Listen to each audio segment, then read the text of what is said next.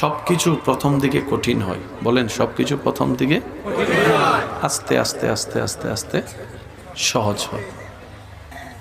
গণিত পরীক্ষার আগে যে ছেলেটা আল্লাহর কাছে 1000 বার দোয়া করেছে, আল্লাহ পাশ করায় দাও, জীবনও আর গণিত নিয়ে পড়বো না, এরকম অনেক গণিতের ছাত্র এখন গণিতের মাস্টার হয়ে বসে আছে। যদি আমি ভুল বলে না থাকি একটু আওয়াজ দেন না, ঠিক কিনা?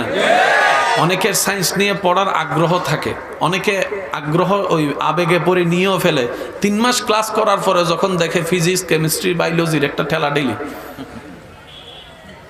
ভাইয়া কথা বলেন না, কথা বলেন না, তখন আর মন সাহসে কুলায় সামনে যাওয়ার কোনো সাহস থাকে। কিন্তু আমার ভাই যদি লেগে থাকে, বলেন না, যদি লেগে থাকে হাতে তার আসবেই। এই কথার একটাই কথা আমি বলতে চাই, সৃষ্টি জগতে যাই আছে আল্লাহ সবকিছু মানুষের নিয়ামতের নিচে রেখেছেন। সুবহানাল্লাহ, একটু জোরে বলি।